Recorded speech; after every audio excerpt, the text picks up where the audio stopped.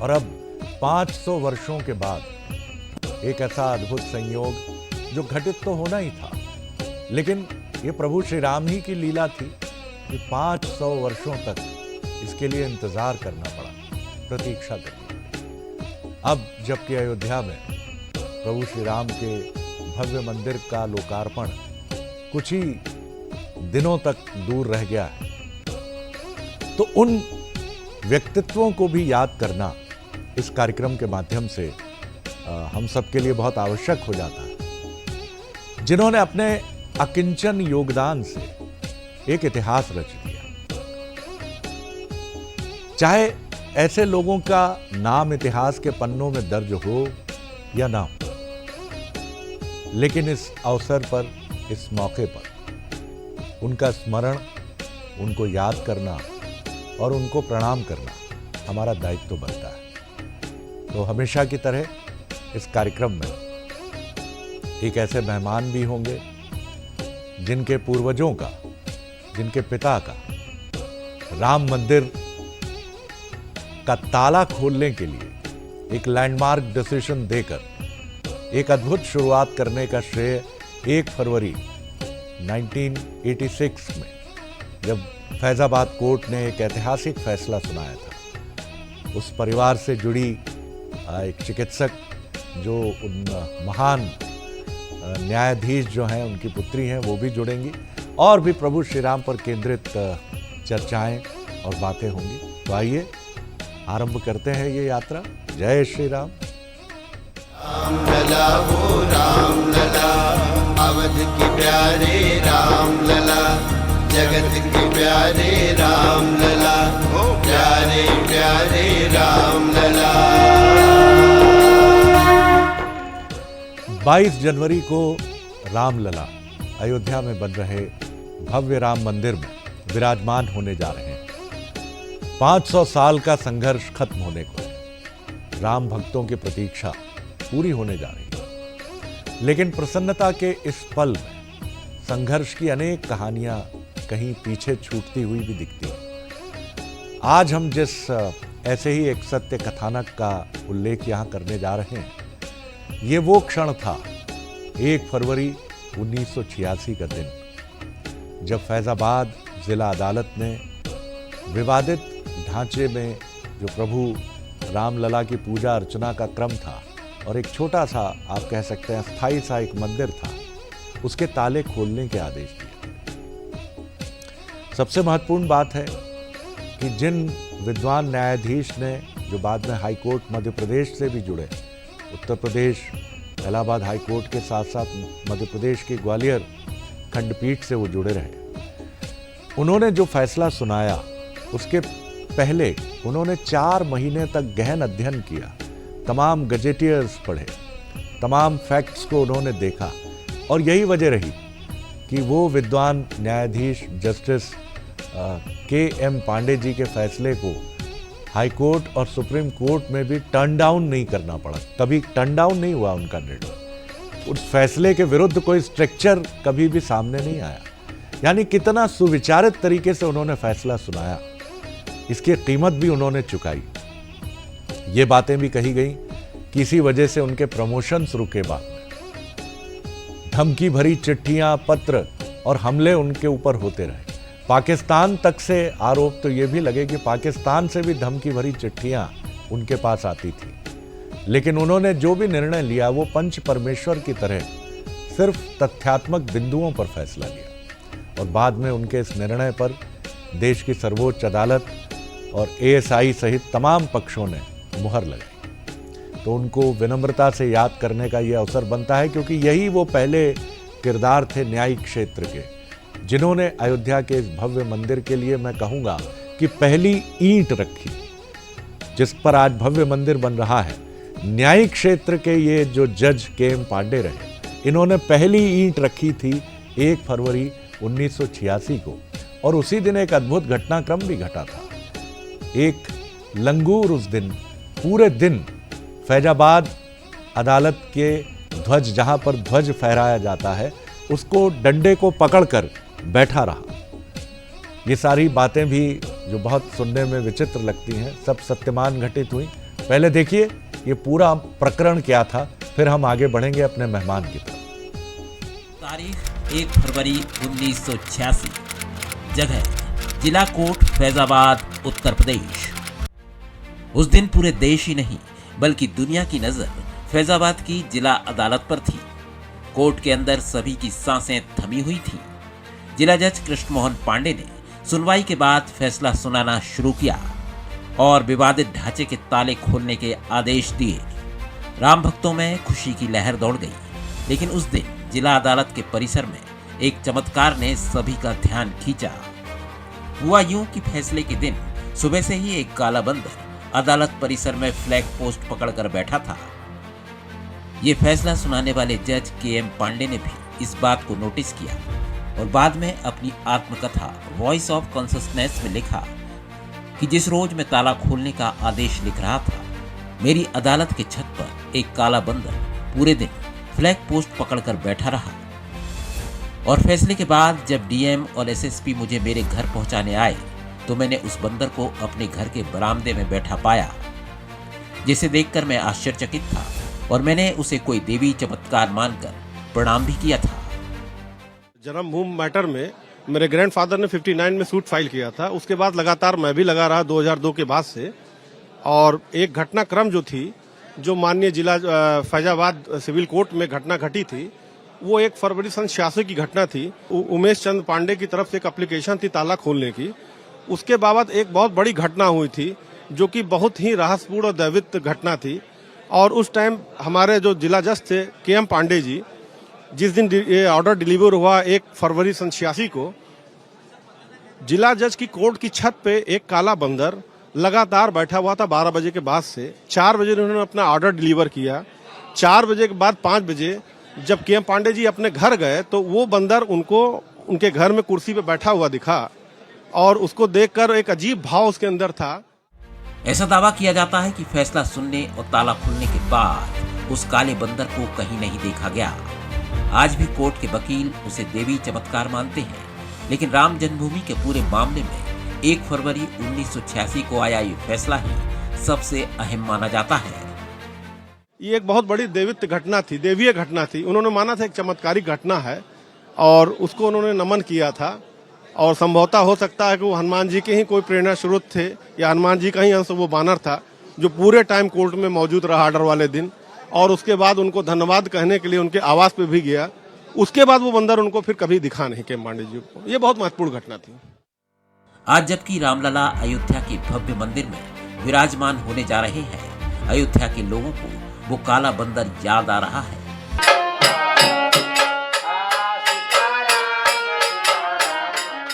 लोग उसे साक्षात बजरंगबली का स्वरूप ही मान रहे हैं, जो अपने आराध्य भगवान राम का कार्य पूरा कराने अदालत तक पहुंचा था। आलोक राय, बंसल न्यूज, अयोध्या। तो देखा आपने कितना ये अद्भुत घटनाक्रम घटा, लेकिन एक चीज बहुत महत्वपूर्ण है जिसको कभी भी विस्मृत करना उचित नहीं है। और ये महत्वपूर्ण चीज ये है कि जो जज के.एम. पांडे साहब ने अपना फैसला सुनाया वो पूरी तरह से तथ्यों पर केंद्रित था। वो सनातनी परंपरा से आते थे, ब्राह्मण कुल में उनका जन्म हुआ, विद्वान ब्राह्मण कुल में, लेकिन उनका फैसला पूरी तरह से एक आदर्श फैसला था।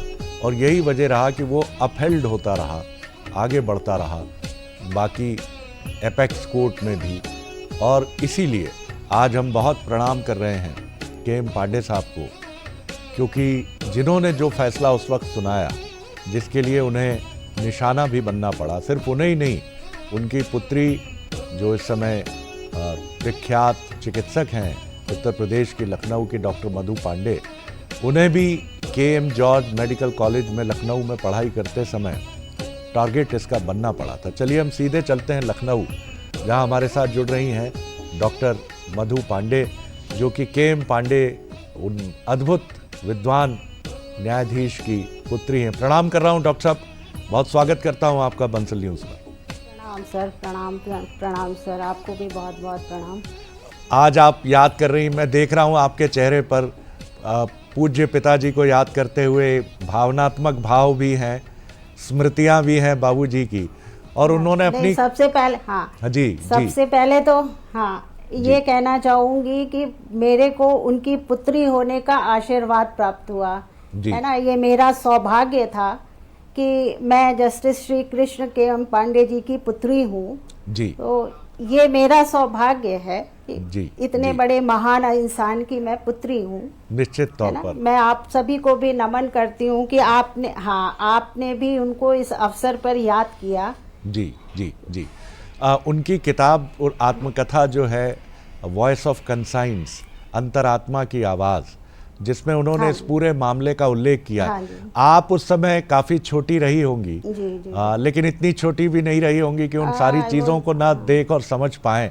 कैसे आप याद करती हैं 1 फरवरी नहीं, बिल्कुल समझ 1986 का वो पल, घर में जब बाबूजी आते थे उसके पहले, फैसला सुनाने के पहले, तो क्या कहीं उनके मन में ये बात रहती थी कि इतना बड़ा निर्णय धारा के प्रतिकूल है, ऐसा निर्णय सुनाना काफ़ी टारगेट और निशाने पर भी आ सकते हैं, एक न्यायाधीश के साथ हमेशा ये चुनौती होती है। थोड़ा सा हमको अतीत में ले जाके उस पल को जीवंत करिए हमारे साथ। जी जी जी।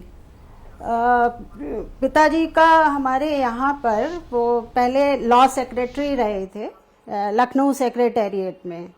तो 85 में उनके पास chief justice of Uttar Pradesh ji का आदेश आया कि आपको स्थानांतरित किया जाता है Faizabad. That time he was not willing to go there, वो बिल्कुल भी इच्छुक नहीं थे, क्योंकि हम लोग सभी लखनऊ में रह रहे थे। तो उनके दिमाग में ये था कि ये सब हमारे बच्चों की पढ़ाई इससे अफेक्टेड रहेगी और हमारा यहाँ रहना आवश्यक है। लेकिन फिर उन्होंने कहा कि नहीं, इसमें कहीं ना कहीं कुछ ईश्वर का आदेश है जी और उन्होंने अपना ट्रांसफर रोकने के लिए कोई प्रयास नहीं किया जी और वो हरी इच्छा ये कह करके वहां चले गए। जी। लेकिन वहां जाने से पहले भी एक बार उन्होंने अयोध्या विजिट किया था। तो वहां पर जब वो रामलला के दर्शन करने गए थे तो वो वहां के एक पुजारी जी ने उनसे कहा कि उन्होंने ऐसे ही एक क्यूरियोसिटी वश फादर ने कहा कि भाई ये रामलला का यहाँ ताला क्यों बंद है, आप क्यों नहीं अलाउ करते हो अंदर। तो उन्होंने कहा, पुजारी जी ने कहा कि आप साहब, यहाँ तो कोई जज ऐसा पैदा ही नहीं हुआ है जी जो इसका निर्णय दे सके। तो शायद पिताजी को ये बात लग गई कि भाई 40 साल से कोई भी केस इतना लंबित क्यों रखा गया है, ये बहुत लिटिगेशन, अगर 40 इयर्स का दौर कुछ कम नहीं होता है जी। तो वो जब वहां से आए तो उन्होंने पूरा अपना मन बना लिया था कि मुझे ताला खुलवाना तो नहीं कहूंगी, लेकिन इस पक्ष को जानना जरूर है कि क्या सही है क्या गलत है और क्यों ताला लगाया गया है, किसके आदेश से 40 सालों तक ये लंबित रहा है केस। तो आकर के उन्होंने फिर उस पे काफ़ी गजेटियर से 1881 का गजेटियर निकलवाया और काफ़ी उन्होंने जो है जो अपने पुराने एपिक्स टाइम के वो थे, कुछ बुक्स थी जिसमें आपके वो है ब्रह्म पुराण है, विष्णु पुराण है, रामायण है, वाल्मीकि रामायण है, वो सब ले जाकर के उन्होंने उस खुद जाते थे वो लाइब्रेरी पढ़ने के लिए जी। और लोगों की हेल्प भी लेते थे। हाँ, पढ़ने के लिए हेल्प भी लेते थे। और फिर उन्होंने आर्कियोलॉजिकल सर्वे से कुसुम गुप्ता वाज देयर, हमें आई डोंट रिमेम्बर एग्जैक्टली जी, तो उन्होंने उनसे भी बात करी, कुछ आर्कियोलॉजिकल फैक्ट्स उन्होंने अपनी बुक में उन्होंने he has mentioned each and everything. वाह और जी।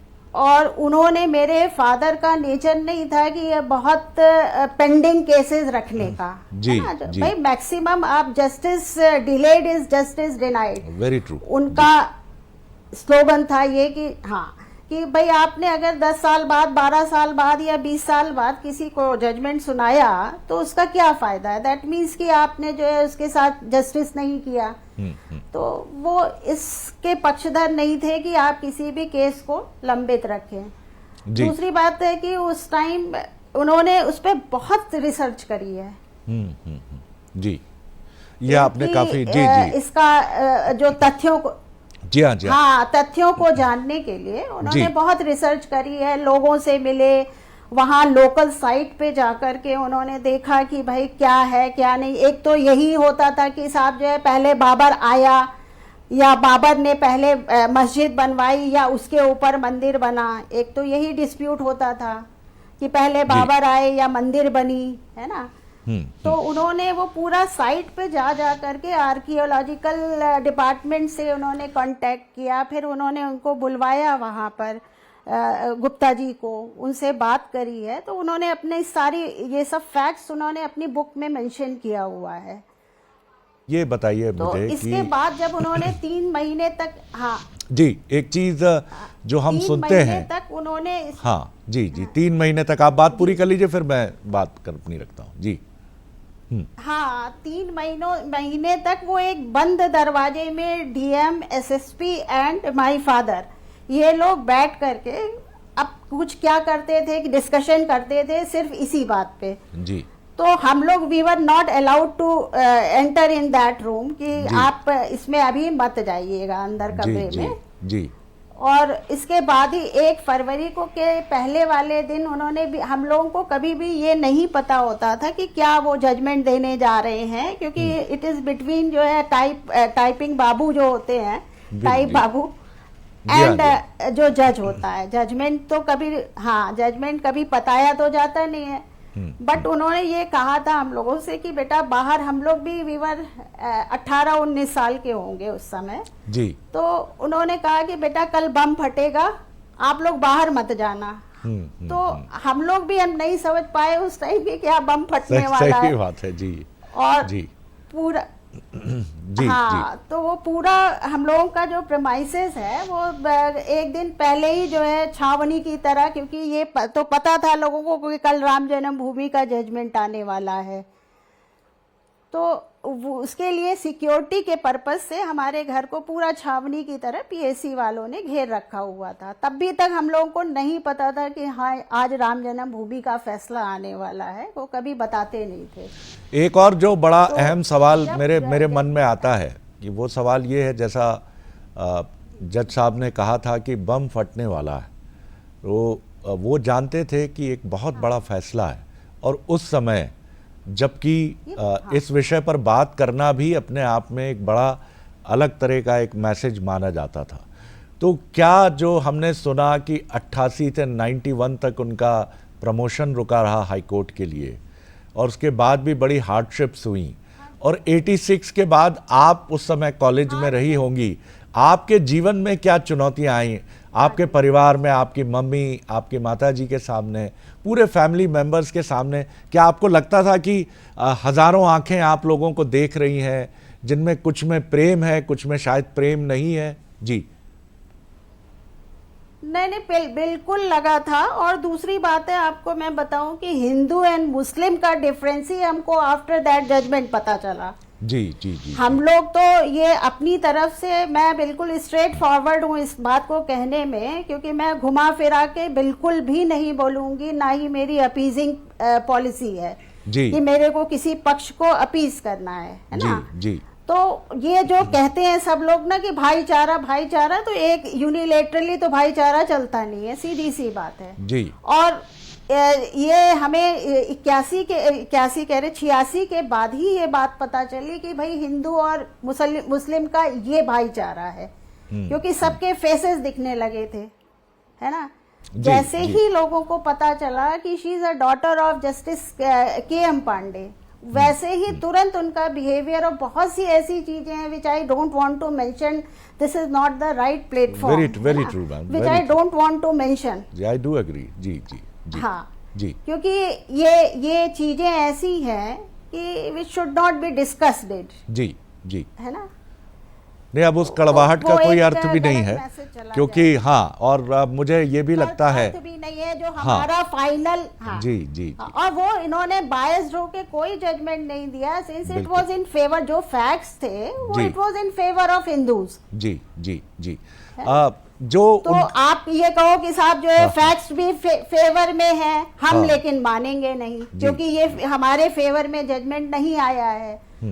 और हमारे पास आज भी इनके 300-400 अभी हमने उसको जो है लेटर्स को कुछ ही दिन पहले, समझिए 3-4 दिन तो नहीं कहेंगे, 3-4 साल पहले ही हम लोगों ने डिस्ट्रॉय किया था। जी जी जी कि ईरान, इराक, जितने आपके जो उधर के इस्लामिक कंट्रीज हैं वहाँ से लेटर्स आए थे। कुछ तो हम लोग उसकी लैंग्वेज पढ़ते थे तो फादर से छुपा लेते थे कि father will not allow us कि जो है आप बाहर फ्रीली घूम रहे हो। जी जी जी जी।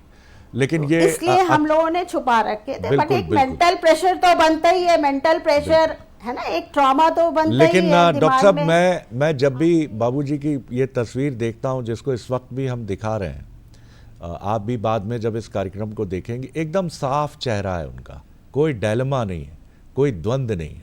और ये वो चेहरा है जो जज्बाती नहीं होता, जो रिलीजियस, जो रिलीजियस नहीं है, जो किसी धर्म की भावना से प्रेरित होकर नहीं कर रहा। जी जी जी।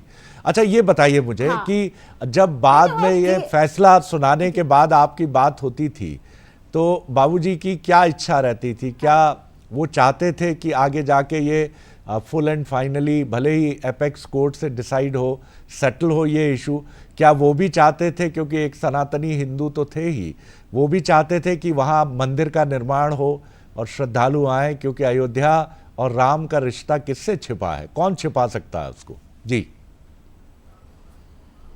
इट वॉज हिज विजन, उनका एक विजन था। और हम देख रहे हैं कि उस टाइम उन्होंने 93 या 4 में ये बात बोली थी कि वहाँ पे एक देखना, वहाँ पे एक भव्य राम मंदिर का निर्माण होगा, चाहे आज हो या कल हो। जी जी जी। वो तो डेफिनेट है कि वहाँ पर एक, क्योंकि देखिए बहुत दिनों तक आप झूठ आगे नहीं ले जा सकते हो। बिल्कुल आपने सही कहा। तो जी। और एक जी, और जी। एक अड़ियल एटीट्यूड आपका कि नहीं साहब, ये तो हम हिंदुओं के सेंटिमेंट्स के साथ जो है खेलेंगे, है ना, मेजॉरिटी के सेंटिमेंट्स के साथ हम खेलेंगे। तो ये उनका नहीं कर्तव्य बनता था। आप ये बताओ कि हम मेजॉरिटी को अगर हम ऐसे ही दे देते, है ना, जी जी, बिना एनी लिटिगेशन के, बिना किसी डिस्प्यूट के अगर आप दे देते तो आज उनको सारे हिंदूज उनको सर आंखों पर उठाते। बिल्कुल ठीक कह रही हैं। यही एक सवाल मेरे जहन में भी है डॉक्टर साहब, आपको भी मैं देखता हूं तो आपने भी बाबूजी की जो उनका जो जीवन दर्शन था उसको आपने बिल्कुल वैसा ही अडॉप्ट किया। नहीं तो आप भी उनकी बेटी होने का ये जो एक तमगा, अगर आप इसका माफ़ कीजिएगा पॉलिटिकल माइलेज या पब्लिक लाइफ में आप इसका माइलेज लेने की कोशिश करती तो आप राजनीति की सीढ़ियां काफ़ी ताकत से आगे बढ़ सकती थी आप। जी हाँ जी। देखिए, कहीं भी किसी के उस पे रख करके आप आगे नहीं बढ़ सकते हो। लाइफ में आप में खुद के पोटेंशियल होने चाहिए, खुद का अपना एक पॉइंट ऑफ व्यू होता है जी। तो मैं नहीं मानती कि, लेकिन अब ये तो है ही है कि अगर आपसे गलत बात बोली जा रही है कि जो उन्होंने कहा कि अरुण नेहरू जी ने ताला खुलवाया, अभी किसी संदर्भ में मैं पढ़ रही थी जी, तो किसी ने मेंशन किया, मैं उनका नाम नहीं मेंशन करूंगी क्योंकि एक महान कवि हैं, और उन्होंने किसी भी बात को आप एक डिस्टॉर्टेड फॉर्म में रखोगे तो उसका मैसेज गलत चला जाता है। उन्होंने कहा कि साहब अरुण नेहरू जी ने एक कमरे में बैठकर डिस्कस किया और राजीव गांधी से कहा कि साहब मैं ताला खुलवा दूंगा। तो पहली बात तो ये है कि एक जज को आप कैसे कहोगे कि जो है आप कैसे कह सकते हो कि ताला खोल दो या बंद कर दो या ये निर्णय ले लो वो निर्णय ले लो। तो जुडिशियरी तो इंडिपेंडेंट है, आप कभी जज साहब से मिले नहीं जी, और आप कैसे उनको प्रेशराइज कर सकते हो? है ना? बिल्कुल आपने ठीक कहा। बिल्कुल डॉक्टर साहब, आपसे बातचीत करके बहुत अच्छा लगा। और क्या आपको कोई आमंत्रण मिला है अयोध्या जाने के लिए या आप यहीं से प्रणाम कर रही हैं उनको? जी नहीं, हम तो यहीं से प्रणाम करेंगे। दूसरी बात ये है कि अयोध्या या किसी भी मंदिर हमारे रामचंद्र सबके हैं, श्री रामचंद्र जी सबके हैं, तो मैं नहीं समझती कि उसके लिए किसी इनविटेशन कार्ड का मुझे वेट करना चाहिए। बहुत सुंदर बात आपने कही है। बहुत जी जी बोलिए। हाँ, और प्राण प्रतिष्ठा की नींव तो मेरे पिताजी ने ही 1 फरवरी 1986 को वहां डाल दी थी। जी जी, निश्चित तौर पर मैं यहीं से उनको प्रणाम करना चाहूंगी और अपने पिताजी का भी जो है एक प्रणाम उनको यहाँ से समर्पित भेजना करेंगे। चाहूंगी। हम सब भी आपके पिताजी को और एक महान न्यायविद को प्रणाम करते हैं, जिन्होंने फैसला सुनाया तो सिर्फ मेरिट्स के आधार पे, जिन्होंने प्रेमचंद के पंच परमेश्वर को जीवित किया, क्योंकि उनका सुनाया हुआ फैसला एक आधार बना। बाद में अलग अलग न्यायालयीन प्रक्रिया में के.एम. पांडे सर का वो फैसला हमेशा माइलस्टोन बना रहा, और उनका मध्य प्रदेश से भी रिश्ता रहा। जैसा मैंने कहा, अपने लास्ट लेग में वो जुडिशरी सर्विसेज के वो ग्वालियर में रहे।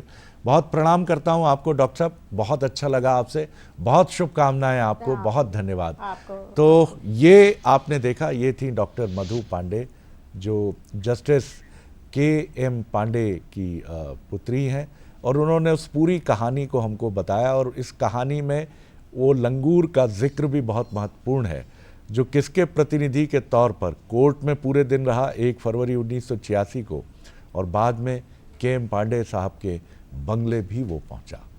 चलिए, अब इस कार्यक्रम को विराम देने के पहले एक बड़ी अच्छी खबर और, रामलला के दर्शन के लिए मुंबई से पैदल यात्रा पर निकली शबनम विदिशा पहुंची है, जहां रामधुन पर वो जमकर थिरकी हैं, और स्थानीय नागरिक उनका स्वागत कर रहे हैं। देख लीजिए किस तरह का आनंद है वहां।